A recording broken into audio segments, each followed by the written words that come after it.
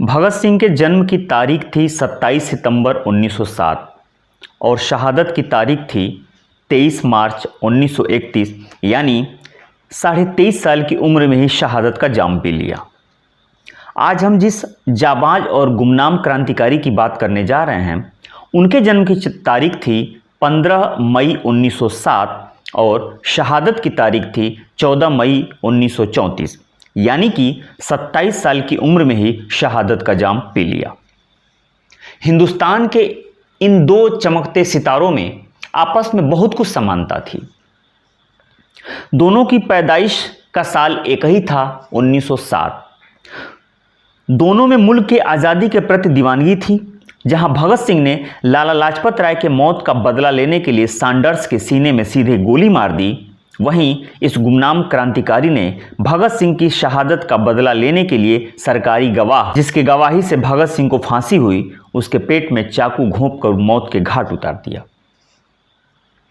जहां भगत सिंह को 23 मार्च 1931 को फांसी दी गई, तो वहीं इस गुमनाम क्रांतिकारी ने 14 मई 1934 को फांसी के फंदे को गले लगा लिया। जहां भगत सिंह अपनी शहादत के बाद फलक पर एक चमकता हुआ सितारा बन गए, तो वहीं यह जाबाज क्रांतिकारी अपनी शहादत के बाद इतिहास के पन्नों के साथ साथ हमारी यादों के पन्नों में भी सिमट कर रह गया। बेशक भगत सिंह हिंदुस्तान के फलक पर एक चमकता हुआ सितारा थे, हैं और ताउम्र रहेंगे, लेकिन इस गुमनाम क्रांतिकारी के साथ हमने क्या किया? आज पूरी कहानी सुनने के बाद अपने दिल से पूछिएगा, क्या इस गुमनाम सितारे की शहादत का हक हमने अदा किया? उनके लिए होना तो बहुत कुछ चाहिए था, लेकिन अफसोस उन्हें याद करने वालों की तादाद भी आज कम होती चली जा रही है। क्या ये जरूरी नहीं कि हम सब आगे आएं और इन आज़ादी के दीवानों और इन गुमनाम सितारों को दुनिया के सामने लाया जाए? मैं अपने हिस्से का हक आज अदा कर रहा हूं, कम से कम उन्हें याद करके। अब आपकी बारी है कि आप भी अपने हिस्से का हक अदा करें और इन गुमनाम सितारों को दुनिया के सामने लाने में सब लोग मिल करके एक कोशिश किया जाए, एक मुहिम चलाया जाए। तो आइए जानते हैं कौन है वो गुमनाम सितारा जिसे हम याद करना भी मुनासिब नहीं समझते।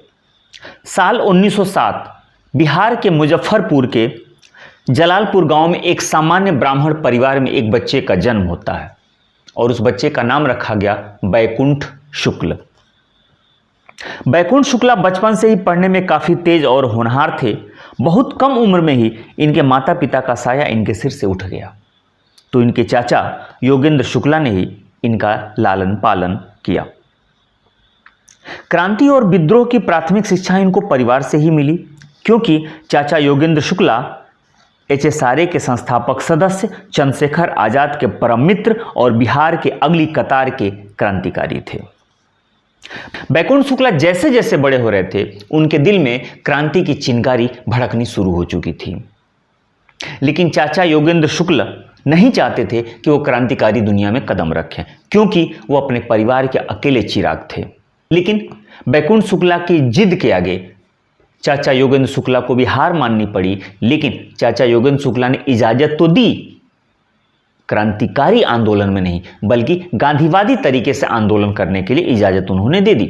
और इस तरह बैकुंठ शुक्ला बचपन में ही गांधीवादी टोपी धारण करके गांधीवादी आंदोलन यानी कि हिंदुस्तान की आज़ादी की लड़ाई में कूद पड़े। बात जब रोजी रोटी की आई, तो बगल के ही गांव मथुरापुर में एक प्राथमिक विद्यालय में पढ़ाने लगे। वहां वो पढ़ाने के साथ साथ आंदोलन और क्रांति की बातों को भी लोगों से साझा करते थे। 1930 में सविनय अवज्ञा आंदोलन के समय पहली बार ये जेल गए। बैकुंठ शुक्ला के बारे में आजकल कोई लिखता पढ़ता भी नहीं है, लेकिन अभिजीत भालेराव की पुस्तक the man who avenged Bhagat Singh एक उम्मीद की किरण लेके आती है। इस पुस्तक में बैकुंठ शुक्ला के बारे में विस्तार से लिखा गया है। ये वो दौर था जब साइमन कमीशन का विरोध, HSRA, सैंडर्स हत्याकांड, असेंबली में भगत सिंह द्वारा बम फेंकना आदि घटनाओं के कारण क्रांतिकारी आंदोलन अपने चरम पर पहुंच गया था।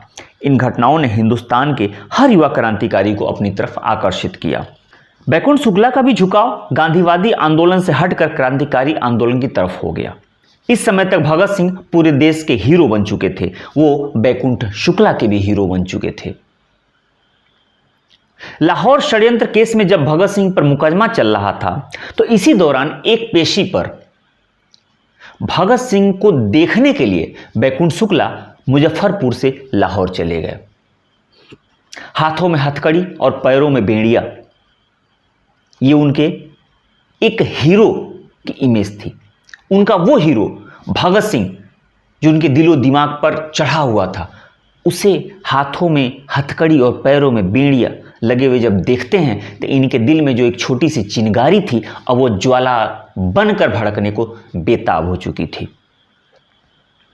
इसी पेशी पर उन्होंने उन गद्दारों को भी देखा जो कभी क्रांतिकारी हुआ करते थे, लेकिन आज अंग्रेजी गवाह बनकर भगत सिंह, राजगुरु और सुखदेव के खिलाफ गवाही देने आए थे। मजे की बात तो यह थी कि इन गद्दारों में एक गद्दार बिहार का भी था और नाम था फणींद्रनाथ घोष। बैकुंठ शुक्ला का खून खौल उठा, लेकिन सिर शर्म से झुक भी गया क्योंकि यह बिहार के माथे पर एक कलंक था। बैकुंठ शुक्ला वापस मुजफ्फरपुर आ गए। कुछ दिन बाद ही ये खबर आई, 23 मार्च 1931 को भगत सिंह, राजगुरु और सुखदेव को फांसी दे दी गई। इन गद्दारों की गवाही के बाद कुछ क्रांतिकारियों को फांसी हुई तो कुछ को उम्र कैद, तो वहीं कुछ क्रांतिकारियों को साधारण कारावास की सजा सुनाई गई।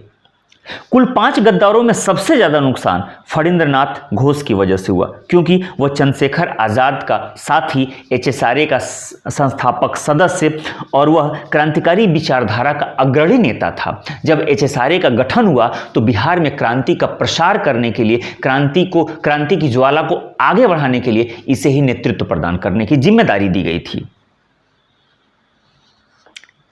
लेकिन सैंडर्स हत्याकांड के बाद जब क्रांतिकारियों की धरपकड़ शुरू हुई तो इसके ननिहाल मणिकतल्ला यानी कि कलकत्ता से इसे गिरफ्तार कर लिया गया। पैसों की लालच और मार के डर से यह सरकारी गवाह बन गया। उसने वो सभी अड्डे, सभी ठिकाने अंग्रेजों को बता दिए जो शायद अंग्रेजी सिपाही कभी जिंदगी में खोज नहीं पाते।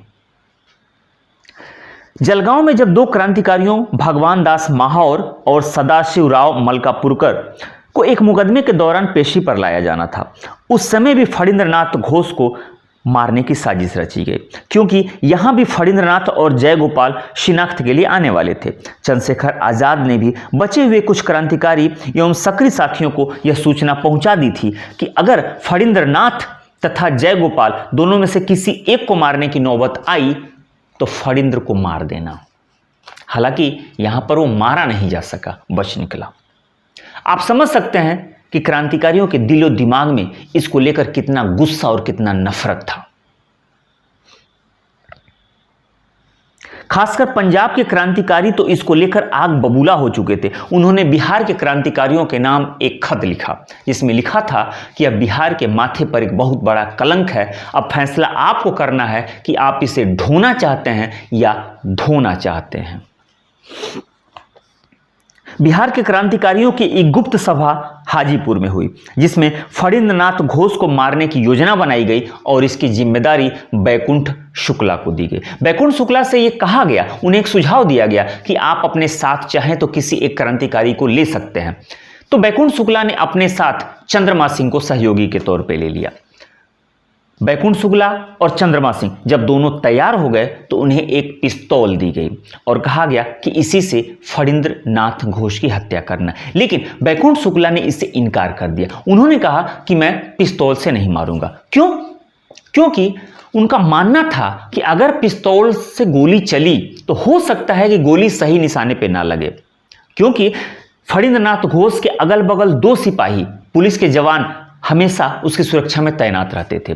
तो अगर वह किसी कारण से बच जाता है तो फिर गोली की आवाज सुनने के बाद उसकी सुरक्षा में जो 2 सिपाही कर्मी तैनात हैं वो उधर से भी फायरिंग करेंगे। और इसमें कौन मरेगा नहीं मरेगा बात इसकी नहीं है, वो बच जाएगा, ये बड़ी बात थी। तो बैकुंठ शुक्ला ने कहा कि मैं उसे खुखरी, एक नेपाली चाकू हुआ करता है, मैं उसे खुखरी से मारूंगा। क्यों? क्योंकि उसके बचने के चांसेस बिल्कुल ही खत्म हो जाए। खैर, बैकुंठ शुक्ला पिस्तौल और वो नेपाली चाकू जिसे खोखरी कहा जाता था साथ में रखकर चंद्रमा सिंह के साथ साइकिल से मुजफ्फरपुर से बेतिया पहुंच गया। बेतिया जहां फणींद्रनाथ घोष का घर था। बेतिया के मीना बाजार में फणींद्रनाथ घोष की एक बड़ी सी दुकान थी। वो काफी संपन्न था, पैसा मिल चुका था, वो शौक से अपनी जिंदगी गुजार रहा था। उसकी सुरक्षा में 2 पुलिसकर्मी सदैव तैनात रहते थे। बैकुंठ शुक्ला और चंद्रमा सिंह बेतिया पहुंच गए। उन्होंने रेकी करना शुरू किया। रोज उस बाजार के इर्द गिर्द घूमते और उसे अकेले होने का एक मौका ढूंढते, लेकिन वो अकेला होता ही नहीं था। कोई ना कोई उसके साथ रहता था, कोई नहीं तो कम से कम 2 पुलिसकर्मी सदैव उसके अगल बगल खड़े रहते थे। एक आध बार मौका आया जब पुलिसकर्मी नहीं थे, लेकिन साथ में उसकी एक बेटी बैठी हुई थी। बैकुंठ शुक्ला चाहते तो उसे मार सकते थे, लेकिन बैकुंठ शुक्ला नहीं मारे। क्यों? कि वो दिल से, दिलो दिमाग से और नस नस से वो क्रांतिकारी थे। वो सिर्फ और सिर्फ फणींद्रनाथ घोष के किए की सजा देना चाहते थे, किसी और को नहीं। खैर, वो दिन भी आ गया। 9 नवंबर 1932 को फणींद्र अपनी दुकान पर बैठा था। सुरक्षा में तैनात पुलिसकर्मी बगल में चाय पीने के लिए दुकान पे चले गए थे। इतने में मौका पाकर बैकुंठ शुक्ला ने फणींद्रनाथ पर हमला कर दिया और खुखरी उसके पेट में आर पार कर दी। बगल की दुकान पर बैठे एक अन्य व्यक्ति गणेश प्रसाद ने शोर मचाते हुए बैकुंठ शुक्ला को पकड़ने की कोशिश की, तो मजबूरी में गणेश प्रसाद पर भी हमला करना पड़ा। बैकुंठ शुक्ला ने हमला करने के बाद फणींद्र से अपना परिचय दिया और मारने की वजह भी बताई। इतने में चारों तरफ शोर मच गया। पुलिस वालों के आने से पहले ही साइकिल छोड़ करके दोनों लोग अलग अलग गलियों से बैकुंठ शुक्ला और चंद्रमा सिंह फरार हो गए। इधर फणींद्रनाथ और गणेश प्रसाद को अस्पताल में भर्ती कराया गया, जहां 17 नवंबर को फणींद्रनाथ और 20 नवंबर को गणेश प्रसाद ने दम तोड़ दिया। काकोरी कांड और लाहौर षड्यंत्र केस के बाद जिस तरह क्रांतिकारियों को चुन चुनकर फांसी या कठोर कारावास की सजा दी गई, इससे क्रांतिकारी आंदोलन की शमा लगभग बुझती हुई दिखाई दी, खासतौर पर भगत सिंह, राजगुरु और सुखदेव की फांसी के बाद। लेकिन बैकुंठ शुक्ला ने भगत सिंह की शहादत का बदला लेकर, या यूं कहा जाए कि देश से गद्दारी करने वालों को मारकर यह साबित कर दिया कि क्रांति की शमा मध्यम जरूर पड़ सकती है, बुझ नहीं सकती। इधर मरने से पहले फणींद्रनाथ से हमला करने वालों का नाम और हुलिया पूछा गया तो उसने कुछ भी नहीं बताया। शायद उसे मरते समय अपनी गलती का एहसास हुआ था। गणेश प्रसाद ने नाम और हुलिया दोनों बता दिया। इसके बिना पर पूरे बिहार, बंगाल और वर्तमान उत्तर प्रदेश के कई ठिकानों पर छापामारी की गई, लेकिन ना तो बैकुंठ शुक्ला पकड़ में आए और ना ही चंद्रमा सिंह। इन दोनों लोगों पर उस वक्त गिरफ्तारी के लिए इनाम भी घोषित किया गया। आखिरकार 5 जनवरी 1933 को चंद्रमा सिंह को कानपुर से और 6 जुलाई 1933 को बैकुंठ शुक्ला को हाजीपुर से गिरफ्तार कर लिया गया। मुजफ्फरपुर के सेशन कोर्ट में मुकदमे की सुनवाई शुरू हुई। इस दौरान भी आपकी आंखें नम कर देने वाली एक घटना घटित हुई। चंद्रमा सिंह के पिता कानपुर से अपने बेटे से मिलने मुजफ्फरपुर के जेल में गए। जब अपने बेटे से मिल रहे थे तो फफक फफक कर रोने लगे और उन्होंने कहा कि तुमने क्या किया? तुम अपने खानदान के अकेले वारिस थे, ये तुमने क्या कर दिया? उन्हें फफक कर रोता देख, तड़पता देख बैकुंठ शुक्ला ने उन्हें भरोसा दिलाया कि आप मुझ पर यकीन रखिए, आपके बेटे चंद्रमा को कुछ भी नहीं होगा। फिर क्या था, सुनवाई के दौरान चंद्रमा के लाख मना करने के बाद भी घटना की सारी जिम्मेदारी बैकुंठ शुक्ला ने अपने सिर ले ली, जबकि बैकुंठ शुक्ला खुद भी अपने घर के अकेले चिराग थे। अभी कुछ दिन पहले ही उनकी शादी हुई थी। सभी सुनवाइयों के बाद चंद्रमा सिंह सबूत के अभाव में बरी हो गए और बैकुंठ शुक्ला को 14 मई 1934 को गया सेंट्रल जेल में फांसी दे दी गई।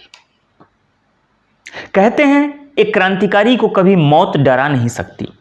बैकुंठ शुक्ला को जब फांसी के तख्ते पर ले जाया जा रहा था, उनके चेहरे पर एक तेज, गर्व और सुकून साफ दिखाई दे रहा था। गले में फंदा और जुबान पर इनकलाब जिंदाबाद, योगेंद्र शुक्ला जिंदाबाद का नारा इस महान क्रांतिकारी की यह आखिरी पहचान थी।